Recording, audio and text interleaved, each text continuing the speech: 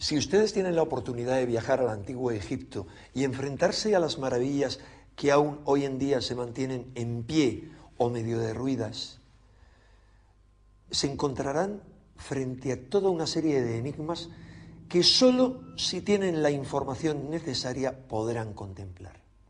Son enigmas de los que no les van a hablar los guías, de los que tampoco encontrarán información en las guías turísticas, de los que no les hablarán los arqueólogos y no encontrarán referencia en los libros de egiptología, pero que sin embargo están ahí. Están ahí visibles, perceptibles para cualquiera que tenga los conocimientos técnicos para saber que en muchas de sus realizaciones los antiguos egipcios debieron necesariamente utilizar una tecnología que está prácticamente a la altura de la tecnología moderna del siglo XXI o el siglo XX. Así lo han comprobado multitud de técnicos, desde Joseph Davidovich, experto en piedras, geólogo y director del Instituto Geopolimérico de París, o como Sir Benjamin Baker, ingeniero petógrafo, que se han enfrentado a enigmas increíbles, como por ejemplo, ¿qué técnica utilizaron para moldear las piedras? Porque parece que las moldearon, como descubrió el famoso experto Davidovich. ¿O qué tecnología utilizaron para taladrar con una precisión increíble piedras de diorita que hoy en día solo pueden ser taladradas con taladros modernos con punta de diamante, cuando esa tecnología, según los egiptólogos, era absolutamente desconocida a los egipcios de aquella época? ¿Y por qué algunas de las realizaciones tecnológicas más asombrosas del antiguo Egipto, por ejemplo, la construcción de la Gran Pirámide, se da en las primeras dinastías, sin prácticamente intentos previos y con una degeneración inmediatamente posterior, pero muy rápida? Tal vez porque ni el hecho de quiénes la construyeron, cuándo la construyeron, cómo la construyeron y otras muchas más cuestiones coincidan con la versión que nos dan los egiptólogos. Para comprobar que ellos así, será suficiente con que nos acompañen en este viaje de la mano de Manuel José Delgado, que durante muchos años y a lo largo de muchos viajes ha estudiado algunos de los muchos enigmas que nos plantea la civilización egipcia.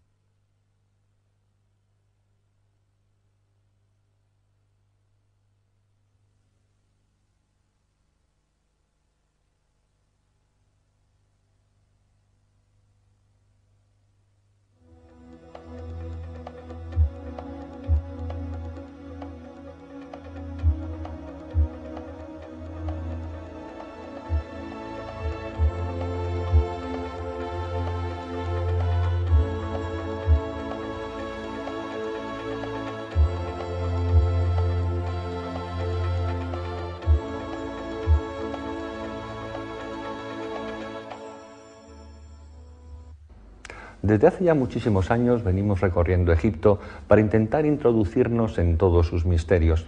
En el siguiente trabajo de investigación podrán comprobar la gran cantidad de datos expuestos, toda la documentación que manejamos. Son muchísimos números que hablan de medidas, de ángulos, de proporciones. Indudablemente en Egipto no hay que inventarse nada para saber que existen misterios y que existen muchísimas preguntas que todavía no tienen respuesta. Ya tendremos ocasión en los siguientes programas de esta serie, quizá para tratar cosas que nos gustan mucho más, como puede ser la magia, el poder de las pirámides, la aromaterapia, o cómo utilizar los diferentes centros de poder diseminados en las orillas del Nilo para nuestra superación personal, tanto física como espiritual. Pero ahora tenemos que seguir con este programa. Es un programa denso, que en alguna ocasión a algunos de ustedes les va a resultar pesado, pero indudablemente tiene que estar ahí, sobre todo para todos aquellos que indican que los que estudiamos los misterios de Egipto nos inventamos cosas. Egipto es maravilloso, está ahí muy cerca, a 4 horas y media en avión, y simplemente con una cinta métrica y simplemente avalado por las personas que realmente saben de arquitectura, de ingeniería, de astronomía, de biología, de física, etcétera, podemos comprobar que lo que se hizo en el Antiguo Egipto supera con mucho la idea que tenemos de un pasado del que posiblemente tengamos que reescribir la historia. Espero que disfruten viendo este documental lo mismo que nosotros lo hemos hecho al realizarlo.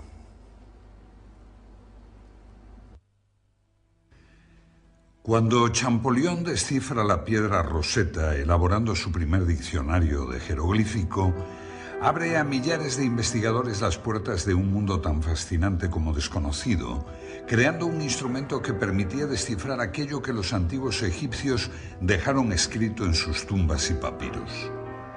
Mostrando unos conocimientos científicos que resultan asombrosos para su altísimo nivel y cuyos orígenes parecen perderse en la noche de los tiempos, abriendo la incógnita de cómo una civilización puede saltar del neolítico a esos niveles de genialidad y después ir perdiendo paulatinamente su esplendor y sus saberes. La historiografía oficial nos ofrece una imagen global de una civilización fascinante, ignorando determinadas pruebas arqueológicas capaces de romper cualquier esquema establecido, ya que del mismo modo que si podemos hablar de una evolución cultural lineal a lo largo de las 31 dinastías del Egipto faraónico, no podemos decir lo mismo de su evolución tecnológica, que nos muestra unos espectaculares avances en un periodo determinado y una posterior involución de la que no nos hablan los libros de historia. La meseta de Giza es el mayor testimonio de estos problemas arqueológicos, y en especial la Gran Pirámide. No existe ninguna inscripción que explique sus misterios, ninguna pista válida que confirme su datación en el tiempo. Simplemente 3 millones de bloques de piedra, 7 millones de toneladas erigidos como homenaje a la mística, a la ciencia o a la locura. Los viajeros de la antigüedad ya manifestaron su asombro ante la ausencia total de una tecnología que justificase la construcción de las pirámides. La arqueología ha tratado de dar respuesta a los cómo y los porqués de tan magna construcción, careciendo de la base suficiente en campos tan importantes como la física, las matemáticas o la geometría. Desde que en el siglo XIX se descubrieran las relaciones de la Gran Pirámide con los números pi y phi, se inició una frenética carrera hacia la interpretación de sus medidas, dando como resultado las más insólitas interpretaciones. En pulgadas, en yardas, en metros, en litros o en varas, las mediciones, muchas veces sometidas a tortura, conducían a la explicación de todo, del presente, del pasado y del futuro, no faltando quien achacaba a errores de construcción los datos que fallaban en su teoría. O incluso otros no dudaron en limar algunas aristas para que sus elucubraciones fuesen refrendadas con mayor precisión. Fue a finales del siglo pasado cuando llegó a Egipto Sir William Matthews Flinders, Petrie, con un sofisticado equipo de medición que incluía teodolitos de alta precisión, niveles ópticos, calibres micrométricos con vernier, goniómetros adaptados a ángulos, catetómetros, anteojos de autocolimación, cintas de Invar, termómetros de Beckman, etc.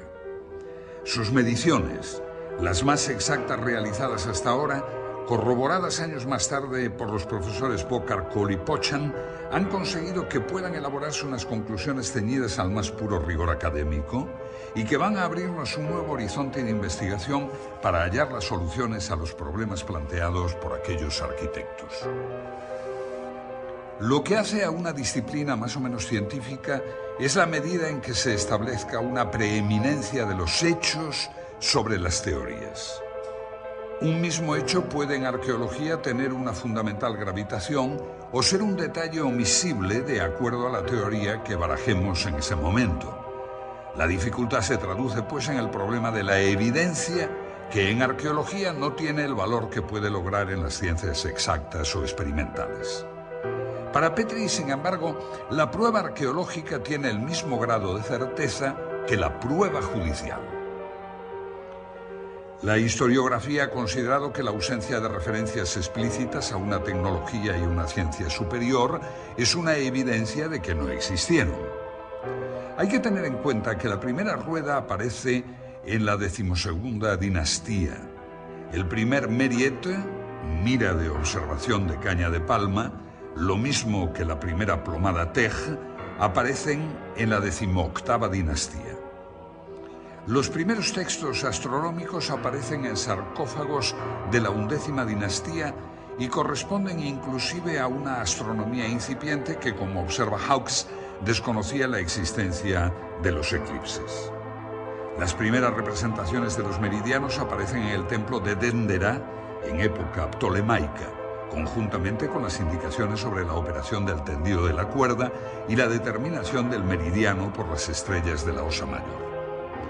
El papiro Rhind, de la dinastía XIII, tiene un nivel científico correspondiente a un segundo curso de escuela elemental.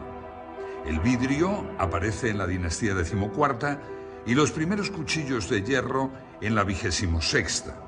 Solamente en la época ptolemaica, 200 a.C., aparecen en Egipto conocimientos matemáticos y astronómicos de un cierto nivel. Estas pruebas arqueológicas son evidencias indiscutibles de que la civilización faraónica caminó con lentitud y sin brillantez por el camino de la tecnología hasta llegar a importar los avances de los griegos, que tampoco destacaron en estos campos. En oposición a todo esto encontramos un material tecnológico que nos indica todo lo contrario, lo que nos obliga a tener que inducir la naturaleza de las herramientas partiendo del producto, tomando como referencia una serie de pequeñas muestras evidentes repartidas por todo Egipto. Es un misterio inexplicable el repentino grado de perfeccionamiento adquirido por el arte de la construcción en la tercera dinastía y la incapacidad notoria de los constructores de la sala hipóstila de Karnak, derrumbada en 1899, que 1500 años después desconocían que los edificios requieren cimientos. Mientras que el análisis arqueológico muestra una línea de evolución cultural desde la primera dinastía hasta la época ptolemaica, el análisis tecnológico señala una línea de ascenso desde la primera dinastía hasta la cuarta para mostrar luego un proceso de involución a lo largo de varios milenios. En los relieves de El Verge,